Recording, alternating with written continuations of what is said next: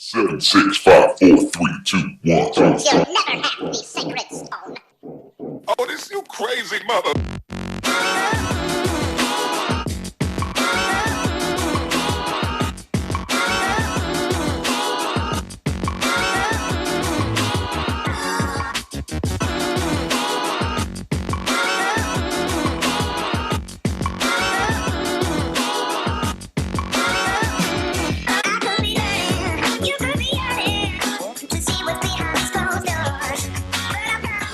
World.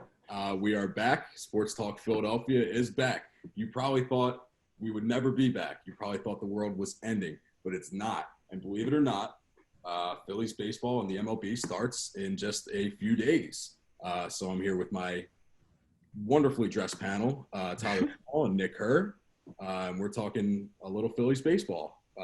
Short season, going to be pretty bizarre, but let's start it off with that. Let's talk about the schedule and what the MLB is going to look like this year. Tyler, why don't you start? Yeah, so basically it's going to be pretty crazy. There's no other way to describe that. And 60 game, everyone's calling it a sprint, and it really is. It's a little bit like it's going to be a tough August for the Phils because they have so many conference games or division games. And I think division games, because for anyone that doesn't know, it's 40 games in division, 20 games out of division. Those 40 games in division are so important, it's unreal. Because basically, and the Phillies are good to start with it because they're starting with the Marlins, so they're staying in. But if you don't win your division, you're up for the wild card against other teams that have a completely different schedule than you. So you could have, the one example I always use is the AL Central right now has the Royals and the Tigers, who are both actively trying to lose. So anyone that's trying to make the playoffs in that division literally has 20 games of a team that's trying to lose. So the Phillies got to win the NL East if they want the playoffs. If not, it's just such a crapshoot for the wild card. Yeah, just going off of what Tyler said, I'm kind of calling this season kind of like a NASCAR race. It's going to be fast. It's going to be short. Mm-hmm.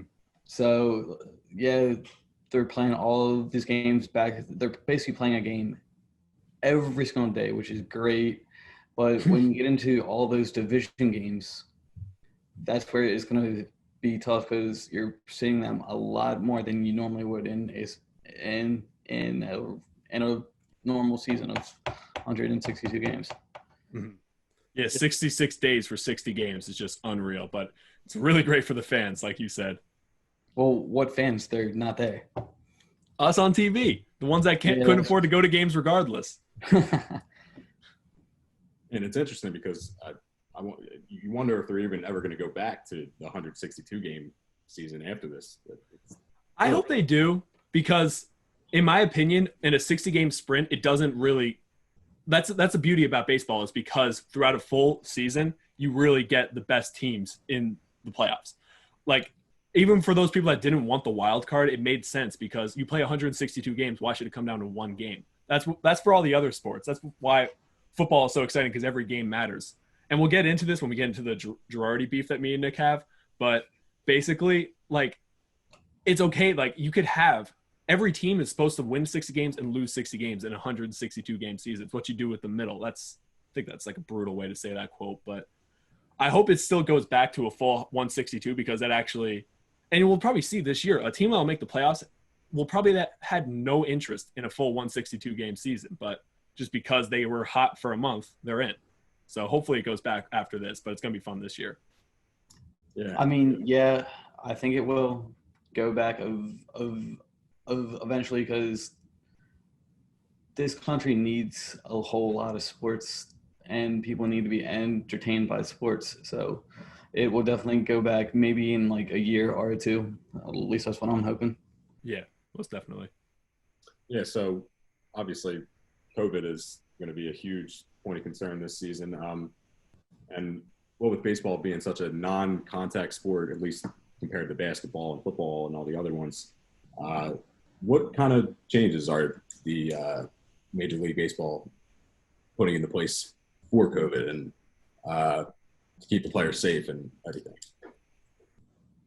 I think the only really key ones that I see, obviously everyone knows the no fans and trying to limit as many people they can get as possible. They're not in a bubble like the NHL and NBA are, but it really, there's a lot of like dumb, quirky things that won't seem like a big deal. We were talking before we started recording about this video that went around of one of the first days of the summer camp when they were allowed to go back to camp of Garrett Cole, the Yankees pitcher, who, because the ball touched too many hands, they had to get rid of the ball. And that seems like nothing. What's the difference between two baseballs? But for these players, that every stitch of the ball, every centimeter that they can get on the ball, the tackiness of it, it is so crucial for them in their movement. Because when he lost that ball, next pitch, he gave up a home run to straightaway center. Like, it's these little things that are going to be different, from everything from using the balls to literally not being able to high five after a home run. It's all those little quirky things that I think are really going to get to these guys because they're creatures of habit. Yeah, I definitely think the mental game is definitely going to play a big role with like these smaller things, because if a player's used to doing like, if a player's routine was just like going and like shaking hands before a game with like another guy he used to play with, or go signing an autograph with a kid, that's definitely going to kind of mess up his like mental status, because he's been doing that for like so many years that he's like, what do I do? I don't know what to do. So Yeah, I mean, well, there was that really funny story that came out of Nelson Cruz. He literally, and apparently everyone knows this, like if they're going to sign him, he has a posse of 4 guys that literally do everything for him. One guy's designated driver. The other guy does like his laundry and everything around the house, and like so on and so forth. I don't know the exact rules. And now he's not allowed to have his posse. He could have the worst year of his career because he's so used to not like doing his own laundry. Like it could be something as stupid as that, but that's how weird this game is, and that's what makes it so great, in my opinion. And Nick, anything else to add? that's I didn't even know about that story until Kyle just said it. So It's pretty funny. Yeah, it is going to be a really crazy year, and obviously no fans will be in attendance. I was just watching the Yankees game the other day, and it's just so bizarre just not seeing anybody there. I don't know. It's crazy. So how do you think that having no fans will affect teams this season, the Phillies in particular? And I know the MLB wants to somehow pump in crowd noise, maybe with an app. I saw a story the other day. It was like MLB app. You can cheer or boo for your team, and they'll find a way to pump it in. I don't know. It was crazy. So if you guys want to talk about how crowd noise will affect the season, go ahead. I think it's just going to be way too quiet if they like didn't like pump in like any type of crowd noise. Like I think it was like 7 years ago when like the Orioles had like no fans at one game, and I was like watching it, and it just seemed like too quiet. Like it just didn't seem like a baseball game. Like them pumping in crowd noise will help with the players' like mental state of like, oh, like we're used to like having like crowds like cheering us or like booing us, and like even with like the Mets having like the cardboard cutouts, I guess that will like help like kind of set like a game day atmosphere for them. So Yeah, no, I agree, because I think you need something, especially because with the crowd noise, you can get like the walk-up songs, you can get like the music and ad reads and stuff like that. So I think you definitely need something. I think you hit the head in the nail there. It's just, at least for us, like when I watch the game, like after like the first inning or so, you get used to it, and you hear the crowd noise. It doesn't seem too different. For the players, on the other hand, I think they're not going to like it, but they're going to like it compared to the alternative of nothing. Because again, we talked about how weird these guys are. When it's that quiet, going back to that Baltimore game, you can hear, if you're on the field, apparently, you can hear the catcher moving in and out. And that's such a disadvantage. You could like hear conversations going on, and it could ruin your line of focus, stuff like that. They could even hear the bullpen phone on the field, which is just a normal phone ringing. So it's just, I think the weirdness of no sound is way bigger than just getting over the fact that you're hearing crowd noise with nobody there. Yeah. So let's talk about the game, actually. Move on to coronavirus and the shutdown and everything. So with the 60-game season, obviously it's going to be a much different dynamic in terms of batting averages and ERAs and everything. So starting pitching is going to be such a different focus, and it's going to have such a different impact with 60 games. So how do you think that starting pitching is going to do with everything? I think starting pitching and just pitching in general is everything for the Phillies and anyone, because there's a lot of speculations on what's going to win this 60-game sprint, because again, we've never seen it before. And I think that bats notoriously, with a normal spring training where you have multiple games to get ready, they always start out cold, where pitchers always dominate because of that. I mean, if we look at the 60-game stats from the 2019 season, Melky Cabrera finished with the third highest average, at 336, and then finished at 280. He just got off to a hot start. Same with like Josh Reddick, starting at 330 but finishing at 275.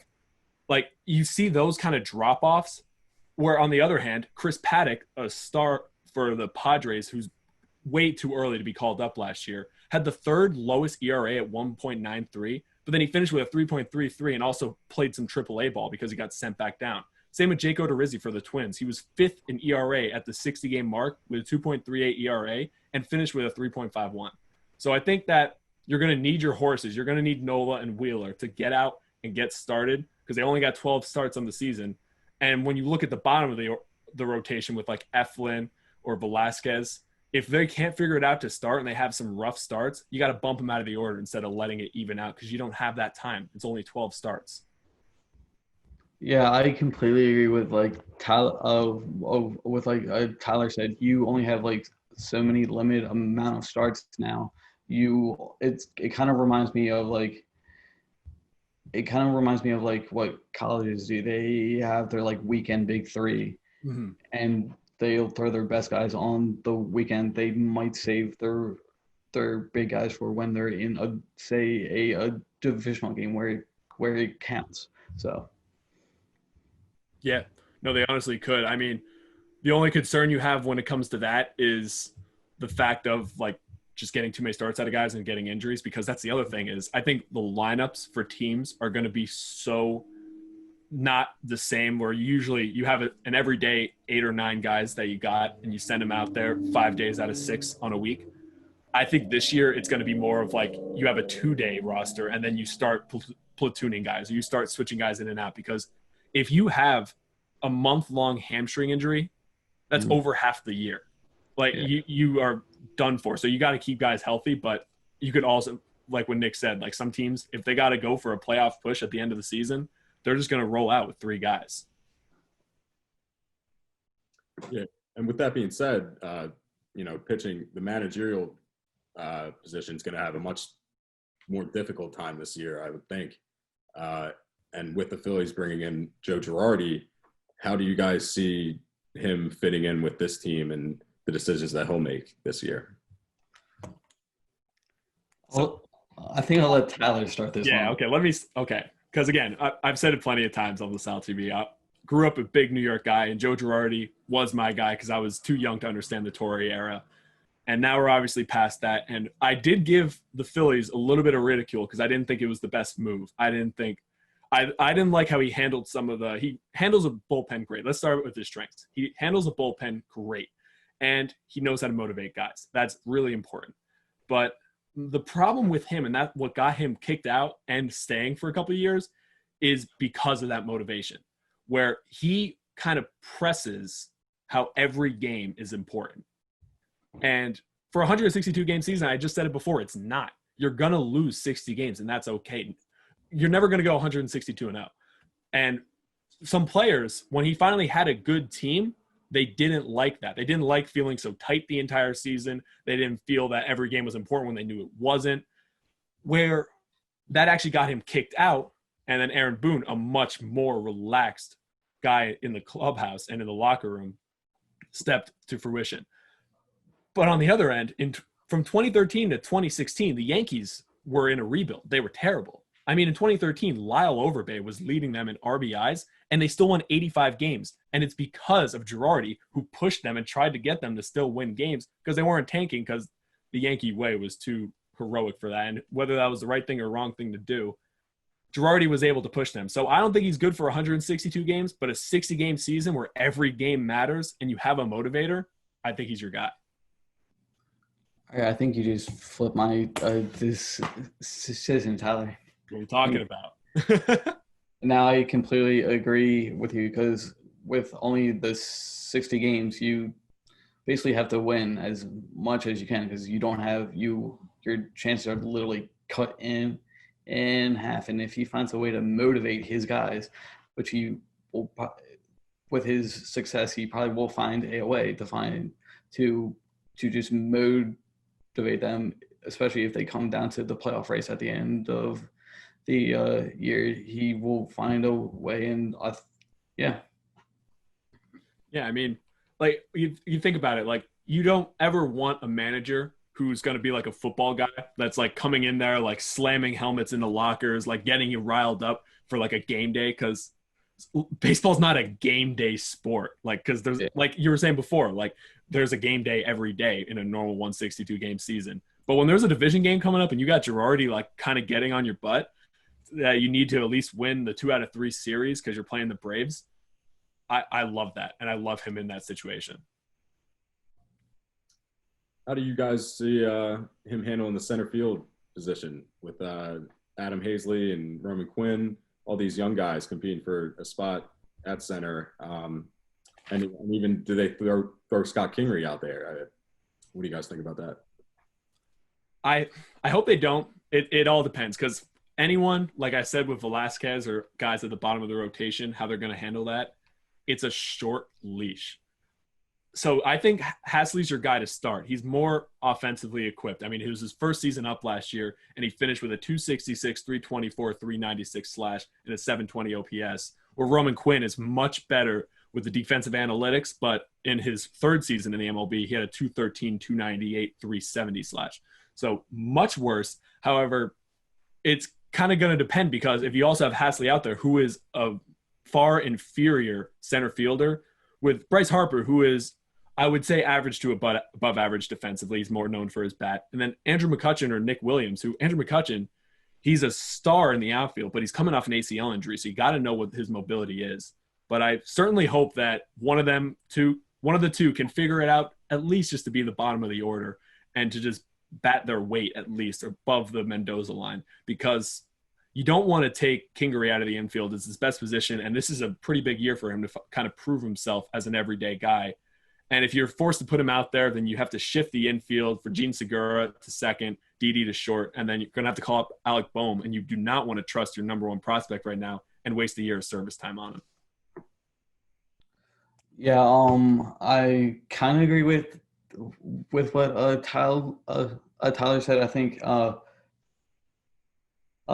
Hashley will probably stay at the bottom of the order the whole entire season. I don't think he's gonna move. I think he's just offensively he's good where he is. He's better than the other. He's better than the other two. So I think he's earned that spot for the whole season. Yeah.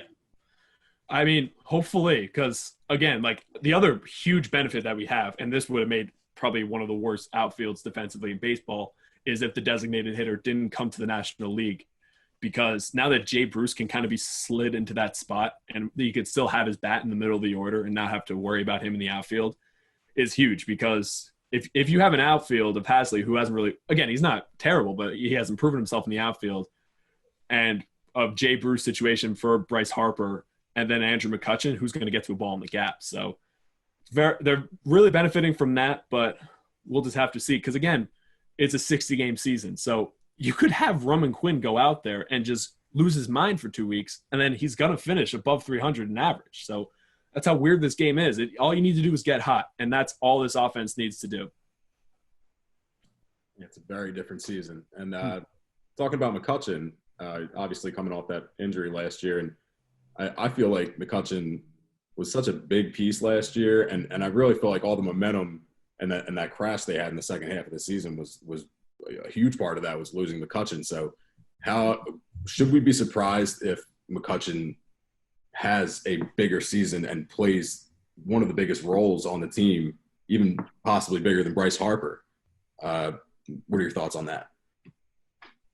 I certainly think it's possible. I really do, because Andrew McCutchen is kind of just being written off. This is going to be 33 years old now, and that's not good for a player that he kind of is. Really good bat, quick guy. He's obviously lost some speed and mobility because of the injury and his age. But offensively, I mean, this is a guy that we forget 7 years ago, he won the MVP. So he's not just a fluke guy. I don't think he should just be everyone's just considering him a platoon guy to go with Nick Williams. I don't think that's necessarily the case. I think that he could have – because for the aging vet, like I'm going to say the same thing for him that I'm going to say about Arrieta, because I think they both need to have big seasons to have a late push for this team. And because it's a short season and you got your old guys going out there, they can handle a 60-game season much better than 162 because they know how much they can put into the tank to get a full season out of them. Now that it's a third of the size and every game is so much more important, I think they're both going to have big years. So I think Harper comes back with a great year as well. But again, if you have – he's a second half guy, so second half of the season guy. So if he struggles those first couple of games, don't be surprised if McCutchen has the best offensive numbers on this team. I'm going to say it right now, I'm deeming McCutchen the missing piece to the puzzle because without him last year, the puzzle broke. Yeah. So with him back in the lineup, he has something to prove that Harper did last season. So with McCutchen back in that lineup, you would know he's going to work a lot harder. Will work a lot harder than he ever has, like the way he worked when he won the MVP that year. So yeah, that's my thoughts on that. And the other thing I'll say about him, whether it's a 60 game or 162 game, forgot Andrew McCutchen. Before he got hurt last year, he did have a 365 OBP. And if you're a guy that gets on base, can work counts the way he does at the top of the order, you don't just lose that. If anything, you get better at that with age because you have to kind of rely on your ability to know the strike zone.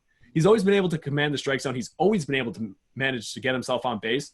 And if he has a guy like Bryce Harper or a Rhys Hoskins behind him, depending on how they kind of organize the lineup, I think he's going to be huge. Or even if you put a Gene Segura up there, so you have two speedy guys on base that always get on base, I think it's going to be huge for the start of this lineup to get them going early in games. All right, you heard it here. A lot of praise for my man Kutch 22. Yeah, baby.